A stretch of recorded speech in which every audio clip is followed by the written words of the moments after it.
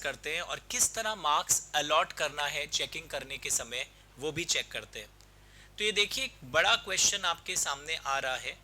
तो इस क्वेश्चन में एक एक facts, how to underline a question paper, ये भी इस वीडियो में मैं सिखाऊंगा एज अ स्टूडेंट या जब आप चेक कर रहे हो। मिस्टर वाई एज 21 ईयर्स है but he lost his mental balance. ओ मतलब अभी भी ये इनकैपेसिटी टू कॉन्ट्रैक्ट के अंदर फंस गया, ही इज नॉट कम्पिटेंट।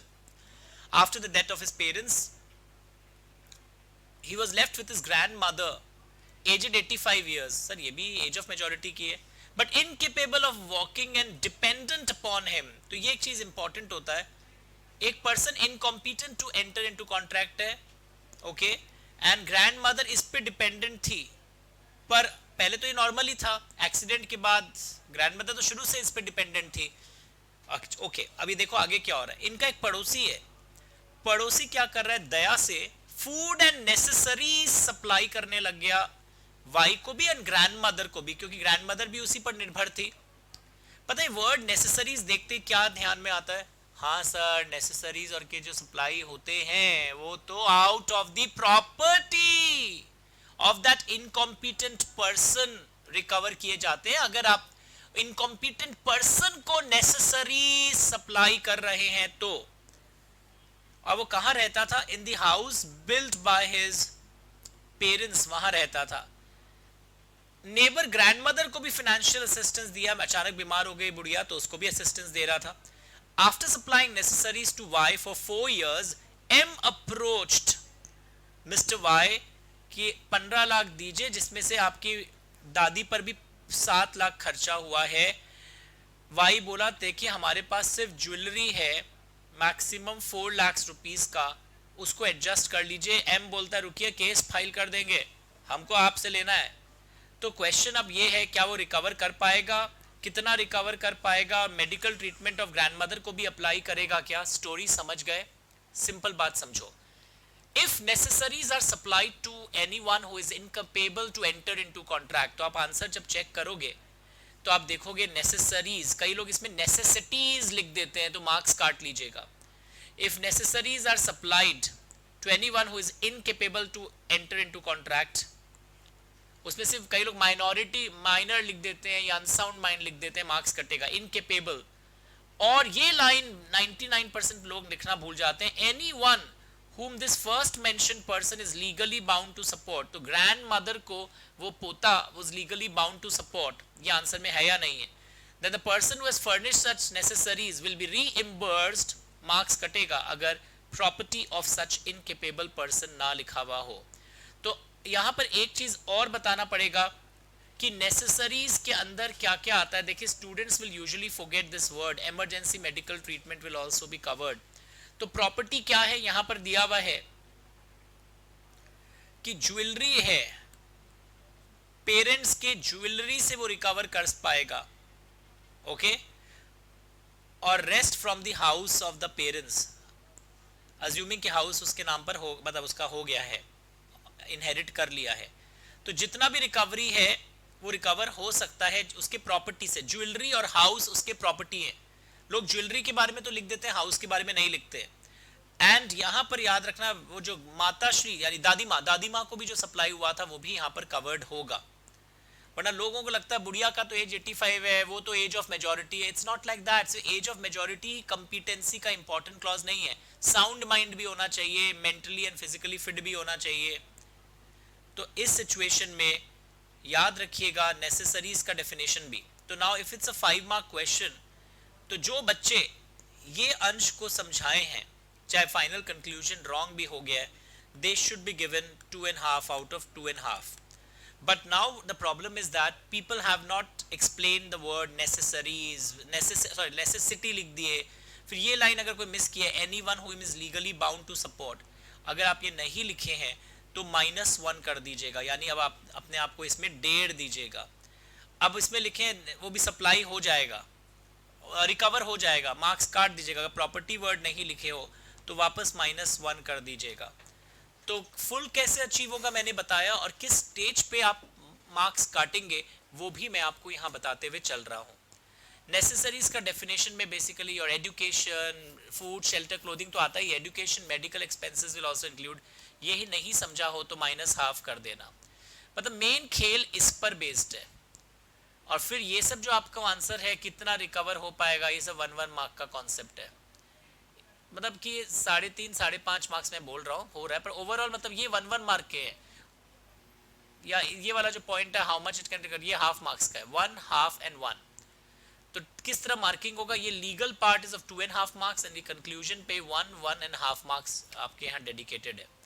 तो this is how you will mark question number 1, कि जब नेसेसरी सप्लाई करते हैं आप incompetent to enter into contract वाले पर्सन को और anyone whom he is legally bound to support. Okay, come to next question. Kapil went to departmental store to purchase a pan.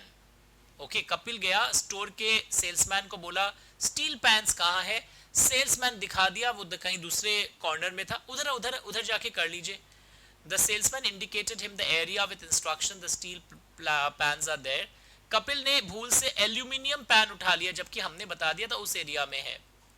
wrongfully picked। Salesman watched, ये line से लोग confuse हो जाते हैं। Salesman watched but said nothing to Kapil. Kapil घर आया, pan was not a steel pan but actually an aluminium pan. Kapil filed कि आप लोग मेरे साथ फ्रॉड किए हैं। तो क्या कपिल एलिजिबल है? सब लोग को वो लगता है सेल्समैन जब देख रहा था दूर से कि वो तो गलत पैन उठा रहा है। अब मेरा तो उससे बात नहीं हुआ ना जाके, क्या पता वहां जाके वो कस्टमर को लगता है एल्यूमिनियम पैन लेना है। Did he ask me again, अच्छा एल्यूमिनियम ले रहा हूँ, स्टील की जगह अच्छा है ना एल्यूमिनियम पैन। मैंने देखा उसको उठाते हुए, पर मुझे उसके मन की बात क्या पता चलेगी। तो क्या ये फ्रॉड का केस बनेगा या नहीं बनेगा? तो पता है इसमें पहले तो आप फ्रॉड का definition समझाओगे। Fraud includes any of the following acts committed by a party to a contract or by his agent to deceive। ये लाइन आंसर में आना चाहिए, with intention to deceive। This is very important line। यानी अब material fact के बारे में आपने कोई सजेशन दिया which he does not believe it to be true, यानी वो भी जानता है कि सही नहीं है, छुपा लिया कोई फैक्ट को। तो यहाँ पे सेल्स में कोई फैक्ट छुपाया है क्या? सच नहीं। उसने क्या रॉन्ग बोला? नहीं नहीं, उस कॉर्नर में स्टील पेन है जबकि उस कॉर्नर में नहीं था, ऐसा नहीं है। प्रॉमिस कुछ किया है without intention of performing it. ये 3 पॉइंट्स आपके आंसर में आए। लास्ट वाला ज्ञान है, any other act is also covered which is having the intention to cheat. तो फ्रॉड का डेफिनेशन पहले डालोगे, it includes any of the following acts with an intention to deceive. ये लर्न कर लीजिए इस आंसर को। बट इसमें मेन एस्पेक्ट पता है कहां घूम रहा है? इस आंसर में मेन चैलेंजेस कहां आने वाले हैं कि साइलेंस अमाउंट्स टू फ्रॉड। मतलब mere silence is not fraud. मैं चुप था, मुझे क्या पता आप क्या सोच रहे हैं। Silence amounts to fraud when there is a duty to speak. Duty to speak कब अराइज होता है? Fiduciary duty. अगर मैं अपने बेटे को घोड़ा बेच रहा हूं, मुझे पता है घोड़ा अनसाउंड माइंड का है, मुझे बोलना चाहिए। या silence is equivalent to speech. मैं आपसे कुछ खरीद रहा हूं और मैं बोल रहा हूं घोड़ा साउंड माइंड का है ना, आप कुछ बोलेंगे नहीं तो मैं अज्यूम करूंगा कि घोड़ा साउंड है। तो ये लाइंस भी बहुत इंपॉर्टेंट है। तो इसलिए it is not the duty to inform कि आपके माइंड में क्या चल रहा है, मुझे क्या पता है मिस्टेक है या नहीं है। तो ये फ्रॉड बिल्कुल नहीं बोल सकते। तो इसके मार्किंग में आपको ये जो फ्रॉड का डेफिनेशन है, ये पोर्शन 2 मार्क्स करेगा। इस डेफिनेशन में intention to deceive is a very important point. फिर आप बताओगे silence, mere silence is not fraud, और साइलेंस फ्रॉड कब होता है, ये 2 मार्क्स कैरी करेगा। And final conclusion 1 mark. तो इस तरह आप चेक कर लीजिएगा। Where fraud includes any of the following acts committed by a party to a contract with intention to deceive. और ये 3 पॉइंट्स मिले। And मियर silence is not fraud, बस इतना लिखने से आपका मार्क्स पूरा नहीं हुआ, थोड़ा ये भी शो ऑफ करना पड़ेगा, 1 ही दीजिएगा सिर्फ। साइलेंस अमाउंट्स टू फ्रॉड, ये वाले 2 लाइंस भी यहां समझाओगे आप। तो did you understand this? Now next come to our question number 2। Mr. Samant owned a motor car. He approached Mr. Chotu and offered to sell his motor car for this. Mr. Samant told Chotu that motor car is running at this, यानी ये mileage आती है। Fuel metre भी था हमारा speedometer भी था। But हम कैसे, छोटू जी किस बात पे इन्फ्लुएंस हो गए? वो बोले 30 किलोमीटर पर लीटर है। छोटू सौदा कर लिया, कार को ले गया, 10 डेज आके बोला कि अरे फ्यूल एफिशिएंसी अच्छी नहीं है, ये मिस प्रेजेंटेशन हुआ है मेरे साथ, बहुत बड़ा मिस प्रेजेंटेशन हुआ है मेरे साथ। तो आप बताइए, हम लोग एक सेक्शन 19 पढ़े थे जहां पे बोले थे कि कॉन्ट्रैक्ट नॉर्मली क्या होता है, फ्रॉड मिस प्रेजेंटेशन का avoidable at the option of the agreed party. But अगर आपको ऐसा लगे कभी कभी, पढ़ के देखिए please, start reading.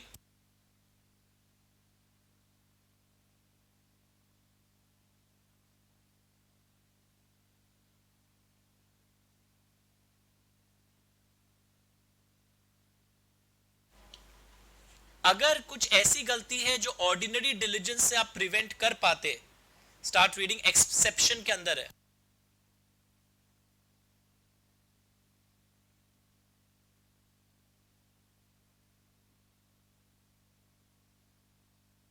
Normally voidable होता है, but if such consent was caused by mispresentation, it is not voidable where the party whose consent was caused could have discovered with ordinary diligence। ये है बेसिकली आपका main marks. यहाँ पे 5 marks का question होगा, भूल से 6 लिखा हुआ है।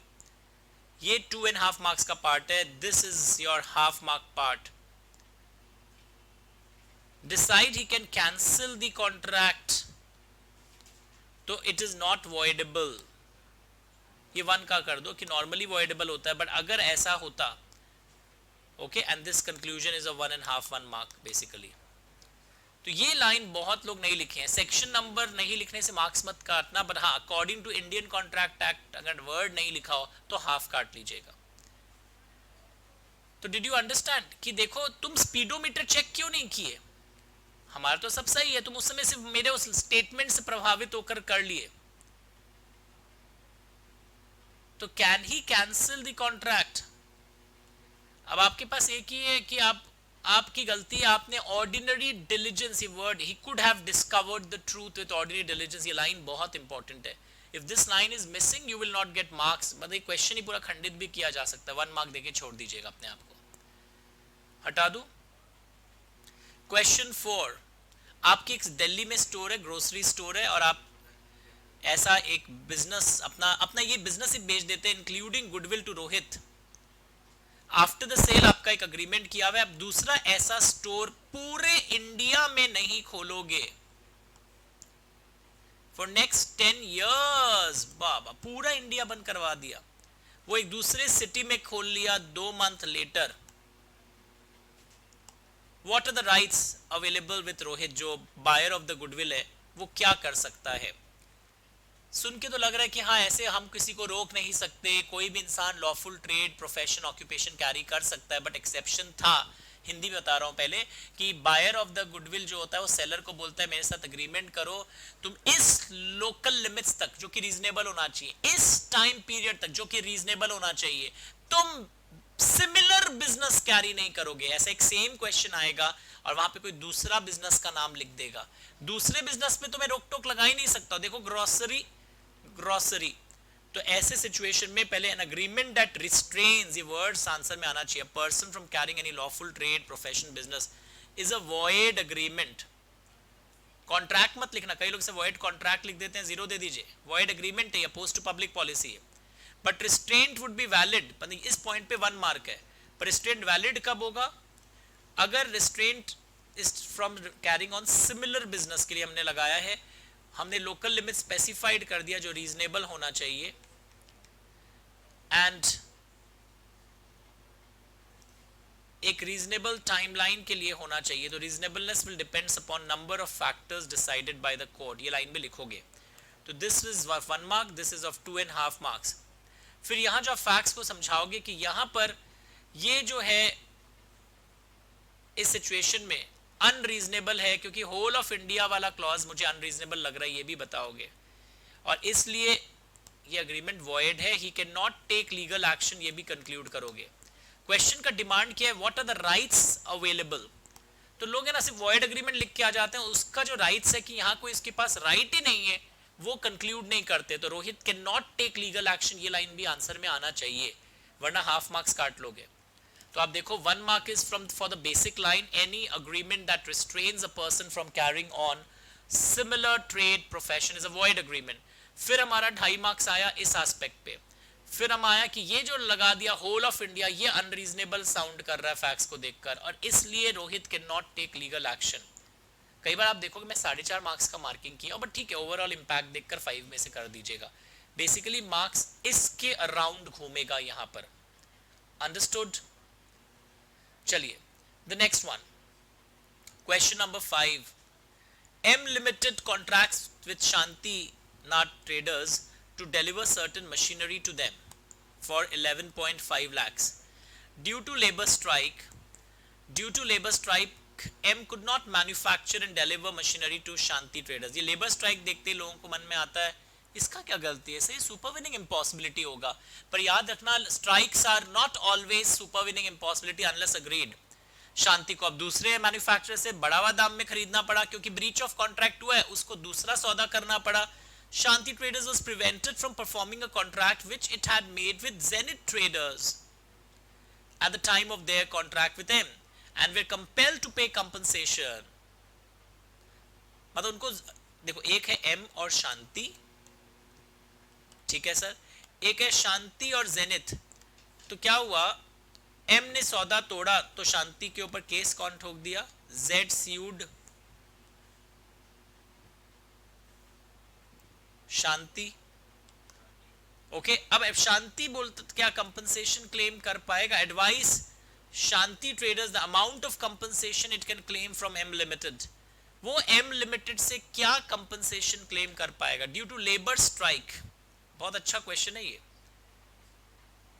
हम कितना कंपनसेशन क्लेम कर पाएंगे? तो कई लोग तो इसको सुपरविनिंग इम्पॉसिबिलिटी के एंगल में लेकर चले गए क्वेश्चन को, तो यू हैव टू थिंक। तो आइए यहाँ पे देखते हैं, जब रिमेडी के बारे में समझाना है for breach of contract, theory इस एंगल से आएगा। वो ऑर्डिनरी डैमेजेस ही क्लेम कर सकता है, एंड ऑर्डिनरी डैमेजेस क्या होगा? वॉइड नहीं हुआ है कॉन्ट्रैक्ट, ये भी याद रखना।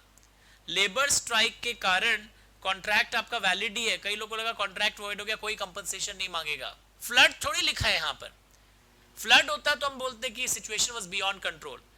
दे आर रेमेडीज।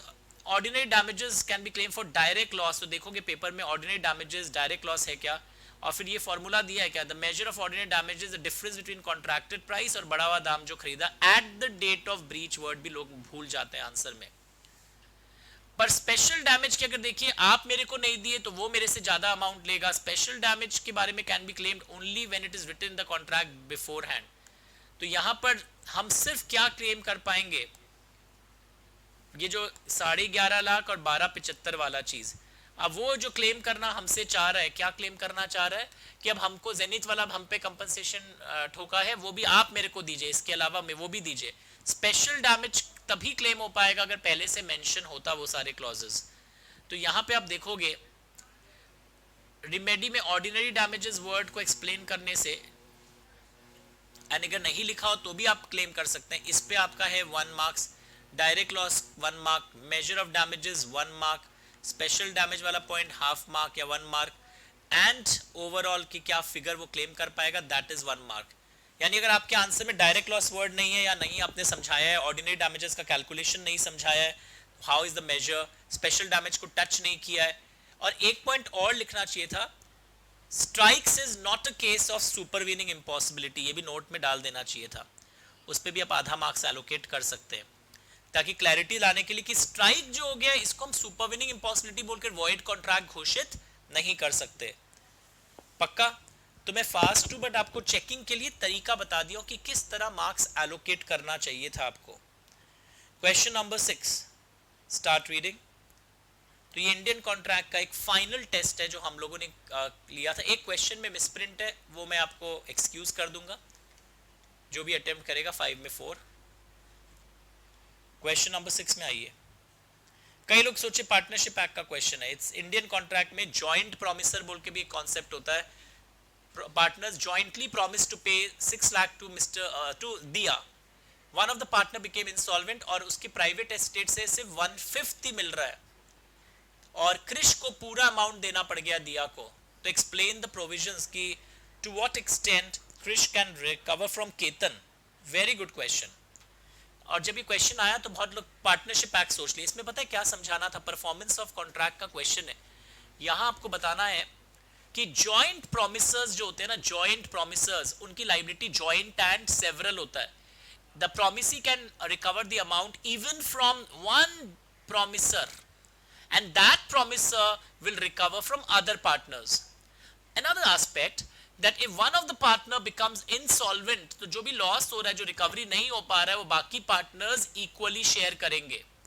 तो देखो यहां पे एक line, any one of the promisor से आप पैसा उठा सकते हो. पहले तो ये लाइन आ गया, एक से भी आप उठा सकते हो. होल अमाउंट वाली बात के ऊपर आपको समझाना होगा, ये बात सही है, 1 मार्क. एंड बाकियों से बाद में आप रिकवर कर लोगे. Each of the joint promisor will compel other joint promisor को. नाउ अगर कोई डिफॉल्ट कर जाए एक जॉइंट प्रोमिसर, तो बाकी जॉइंट प्रोमिसर्स जो हैं उस डिफॉल्ट को बियर करेंगे इन इक्वल शेयर्स. ये पॉइंट 2 मार्क्स का है. तो यहां इस सिचुएशन में 6 लाख इन लोग मिलके देने वाले थे, ठीक है. तो इस सिचुएशन में हर प्राइवेट एस्टेट मतलब सबकी लाइबिलिटी कितने की है, 2 लाख 2 लाख 2 लाख, पर एक आदमी कितना दे रहा है, सिर्फ 50,000. हाँ या ना. Krish is compelled to pay the whole amount. Krish is entitled to receive 40,000 from Kamya's estate and 2,80,000 from Ketan. पढ़ के देखिए ध्यान से, पढ़ के देखो. तो वही पॉइंट जो हम लोगों ने यहां पर समझा है वही यहां पर बन के आ गया है. क्रिश इज मतलब कि इंसॉल्वेंट हो गया तो बाकी पार्टनर से मैं और रिकवर करूंगा. जैसे केतन जो है उसको तो 2 लाख देना ही था, और जो बाकी वहां से रिकवर नहीं हो पाया वो यहां से रिकवर करेगा. पक्का. कितना रिकवर नहीं हो पाया, कितना रिकवर नहीं हो पाया, सिर्फ 20% रिकवर हुआ है. तो कितना रिकवर नहीं, 1/5 मतलब क्या हुआ, 20%. तो 80% रिकवर नहीं हो पाया, यानी 80% ऑफ 2 लाख कितना होता है, 1,60,000 रिकवर नहीं हुआ. तो ये जो रिकवर नहीं हुआ है they will share it equally. यानी केतन खुद का 2 लाख तो देगा ही, और ये 80,000 भी और देगा, इसीलिए 2,80,000 आया. 2 लाख प्लस 80,000. तो ये क्लास में भी हम लोग किए थे, कैलकुलेशन भी आपको समझाना पड़ेगा. सो आप समझो, जॉइंटली एंड सेवरली एक को भी कंपेल किया जा सकता है, एक फिर वो दूसरों से रिकवर करेगा. डिफॉल्ट अगर हो जाता है तो जो भी लॉस होता है that they will share equally. और ये कैलकुलेशन बहुत लोग नहीं समझा पाते हैं. जो इंसॉल्वेंट हुआ है वो सिर्फ 20% देगा अपना 2 लाख का, 1/5 का मतलब है 20%. तो 20% ऑफ 2 लाख से 2 लाख कैसे आया, 6 लाख 3 लोग मिलके दे रहे थे, तो एक एक का शेयर 2 लाख था. तो 20% ऑफ 2 लाख इज 40,000 कृष्ण नाम का आदमी देगा जो दिवालिया हुआ है. कितना कृष्ण नहीं दे पाया, 1,60,000. ये 1,60,000 इन लोग 2 लोग आपस में बांटेंगे 80,000. तो खुद का तो इनका 2-2 लाख था ही, और 80,000 और भी बांटेंगे. तो देखना है कैलकुलेशन मार्क्स अगर मिस्टेक हो तो 1-1.5 मार्क्स काट लेना, बट ये थियोरीज वेरी वेरी इंपॉर्टेंट समझाने के लिए. हटा दो. Now question number 7. I am fast, ये सेम क्वेश्चन मैंने करवाया. आज मैं मार्क्स एलोकेशन बता रहा हूँ, which is a very important game plan to understand कि कैसे मार्क्स एलोकेशन होता है केस स्टडीज में. Similarly sale of goods act के केस स्टडीज में भी ऐसे समझ लो. अगर प्रोविजन के अंदर भी 2-3 सब पार्ट्स हैं तो उनके सबके एस्पेक्ट पे पार्ट मार्किंग होता है. Question number 7. शीना एक डांसर थी, एक थिएटर में 60 डांस परफॉर्मेंस का कॉन्ट्रैक्ट हुआ था और हर वीकेंड आती थी, पर अचानक है ना वो एब्सेंट हो गई. और तो अब मैनेजमेंट क्या कर सकता है, अचानक 2-3 हफ्ते बाद आई नहीं, और वापस जब आई तो मैनेजमेंट मना नहीं किया, फिर से वो नाचने लगी. अब क्या वापस मैनेजमेंट थोड़े दिन बाद बोल सकता है तुम निकलो यहाँ से, तुम बीच में एब्सेंट क्यों की थी. तो इस पर्टिकुलर क्वेश्चन में अगर आप यूट्यूब पर देख रहे हैं, पॉज करके पहले क्वेश्चन रीड कर लीजिए. ये मेरे स्टूडेंट्स के लिए मैंने डेवलप किया है मार्किंग पैटर्न वाला video. They have already written the test, that's why I am fast. तो इंडियन कॉन्ट्रैक्ट एक्ट में अगर सेक्शन नंबर नहीं आता, according to Indian contract act source लिख देना चाहिए था. When a party has refused to perform the promise in its entirety, जो इसका कॉन्ट्रैक्ट था पूरी तरह परफॉर्म नहीं हो रहा है, तो ऐसे सिचुएशन में the promisee may put an end to the contract unless वो अपने कंडक्ट से कि जब वो वापस एब्सेंट करने के बाद नौकरी पे आई या तो तब निकाल देते, या तो आप एंड करिए, या you have signified continuance by your हरकत बोलकर या वर्ड से. Further, the promisee will be required to perform personally if there is such an apparent intention. And of course उसको खुद को ही परफॉर्म करना होगा. वो इंपॉर्टेंट पॉइंट नहीं, ये मेन पॉइंट है. आप टर्मिनेट भी कर सकते हैं नंबर 1, या कंटिन्यू भी कर सकते हैं.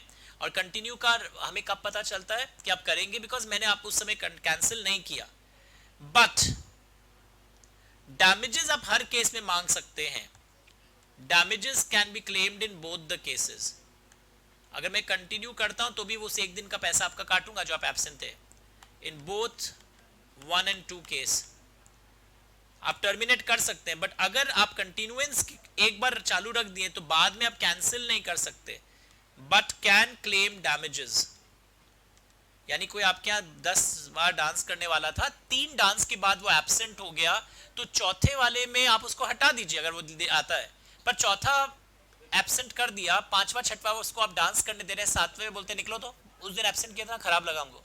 ये नहीं कर सकते. डैमेजेस मांग लो उस दिन के लिए, but you can not claim कि आप हटना पड़ेगा. डैमेजेस आप दोनों केस में मांग सकते हो. तो यहां पर आप देखोगे ये जो है ना पुट एन एंड, ये जो लिखने का तरीका है, when a party has refused to perform, या मना नहीं किया पर उसी समय कहीं और जगह नाच रहा है, disabled himself from performing in entirety, language practice करना, तो ये जो अंश है this will carry 2.5 marks. Compensation you can claim in both the cases, चाहे आप एंड करते हो या कंटिन्यू करना चाहते हो, और कंक्लूजन पे 1.5 मार्क्स है. तो this is how the 5 mark marking pattern of this question शीतल विद्या मंदिर will be done. पक्का everyone? Question number 8, mister rich पे आ जाइए. Very good question. Start reading. अच्छा, आप तो एग्जाम दे चुके हैं, पढ़ चुके हैं, जो नहीं पढ़े होंगे वो वीडियो पॉज करेंगे. मैं सीधा आंसर पे आता हूं.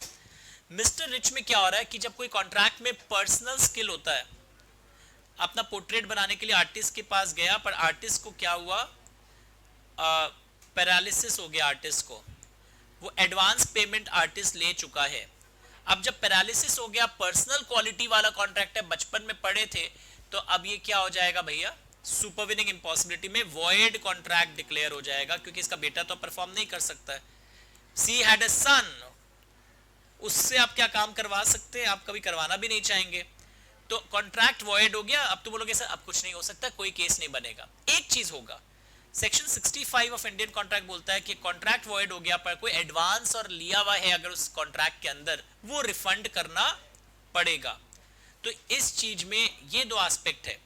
The contract which involves personal skill comes to an end on the death of the promisor. ये लैंग्वेज देखो बहुत लोग नहीं लिखे होंगे. Even the legal representatives, you can not force them, आप उनसे लेना भी नहीं चाहेंगे कि आप लीगल रिप्रेजेंटेटिव भी नहीं बोल सकते, हम कर देते हैं पेंटिंग, आप नहीं लेना चाहेंगे ऐसा पेंटिंग. उसके बाद देखोगे painting involves personal skill and he can not complete, तो आप कुछ नहीं होगा. बट ये देखो 65 क्या बोलता है, when a contract becomes void any person who has received advantage is bound to return it और कंपनसेट इट. तो बहुत लोग ये वाला अंश नहीं समझाए हैं. This will carry 2 marks. और ये जो लीगल लाइबिलिटी वाला पॉइंट है, this will carry 2 marks and your conclusions will carry 1 mark. तो पर्सनल स्किल एंड पे आ जाता है and legal representatives are bound to perform it unless a contrary intention appears. Normally legal representatives liable, personal skill वाले में तो liable होते ही नहीं है, याद रखिएगा. क्वेश्चन 9 में मिसप्रिंट था. एक्चुअली क्वेश्चन 9 कुछ ऐसा होना चाहिए था, P अपना कैरेज उसके प्रमाइसेस में भूल गया था. Landlord seize the carriage, landlord ने सीज कर दिया था कैरेज, लैंडलॉर्ड ने सीज कर दिया था against the rent due from D. P paid the rent and got his carriage released. Question right है. Who told question is misprint?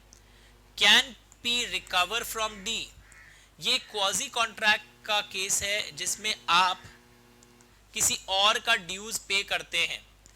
देखो लैंडलॉर्ड ऑफ डी सीज कर लिया क्योंकि ये डी के प्रेमाइसेस में पड़ा था. आप किसी और का ड्यूज एक बार चुकाते हैं अपना इंटरेस्ट प्रोटेक्ट करने के लिए, क्योंकि कैरेज तो आपका था, आर यू अंडरस्टैंडिंग?